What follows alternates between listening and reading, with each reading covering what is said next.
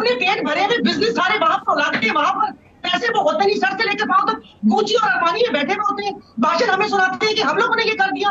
और आप लोग भी टाइम देते हो कि 20 मिनट टाइम आप लोगों का प्रोग्राम नहीं चलता तो कुकिंग शो शुरू कर लीजिए कि उसमें आके मैं आपको खाना बनाना सिखा दूंगी। मैं जो आवाम मर रही है उसके मसले का हल बता दें, या गर्दन कटवा कर लेट जाए, माफी मांग ले मियां साहब से कि आज और आके संभाल ले सब कुछ, और जाके किसको वो करे, किसकी आंख का तारा है, खुदा के वास्ते जी ने कहा कि दे दे, नहीं तो कम से कम मेरे पासपोर्ट पे तो वीजा लगवा दे, मैं तो जाऊं यहाँ से, और बाकी लोगों को भी जाने की सहूलत दे दें। क्योंकि निगरान वजीर आजम तो कहते हैं तो क्या हुआ, उनकी तरह रातों को लॉटरी किसी की नहीं लगी कि सोए में और सुबह आपको पता चल जाए कि आप वजीर आजम बन गए हो। बंद करें खुदा के वास्ते, जो लोग मर रहे हैं उनकी गादरसी करें।